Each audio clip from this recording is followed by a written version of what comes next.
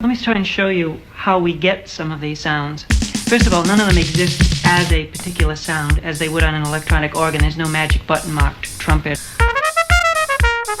or violin or drums. You have to build every sound. And to start to build these sounds, you have to start with something pretty simple.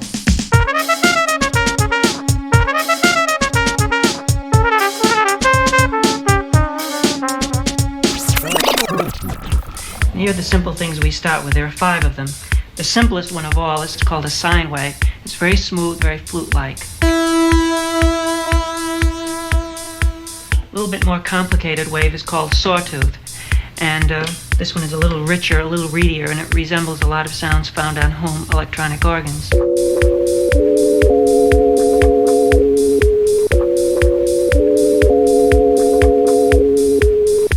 Something in between those last two, and a very useful sound indeed, is something called triangular, and it's kind of a pointed sine wave. So you can see it's a little brighter than a sine wave. This one's called pulse wave, and I'm just going to show you how it swings into a thing called square wave. It's up, down, just like a switch. If you flip a switch, you're making a pulse wave. If it's an even off, on, up, down, just like off, on, up, down, just like an off, on, then it looks on an oscilloscope very symmetrical, and it's called a square wave.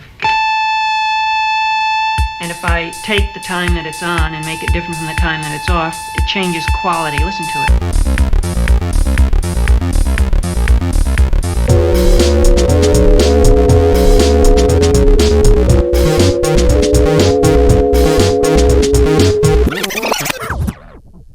It's a very useful sound. The last of which is probably the least useful, although you'd never want to be without it. It's very colorful, very coloristic. In its pure form, it sounds like surf or a steam sound. It's called white noise. Now I'll patch this up here into one of my output modules and try and show you how with these primitive sounds we start to get some very musical sounding things. Let's show you how one of these sounds might be laid in to a piece.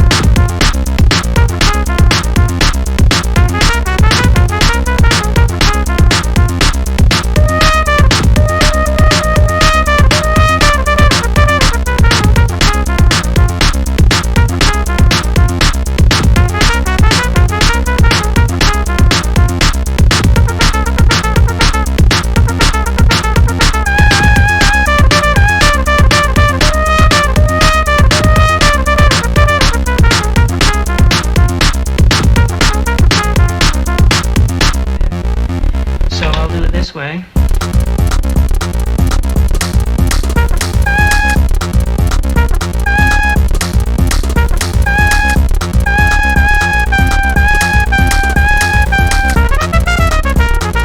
If we turn that around, it does this.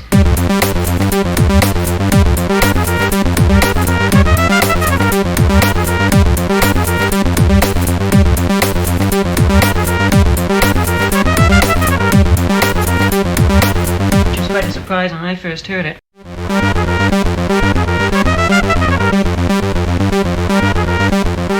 Okay, we're in tune. Everything sounds like it's about right. I'll start the A track, and you'll hear all the other components of this score, and I'll add in the solo.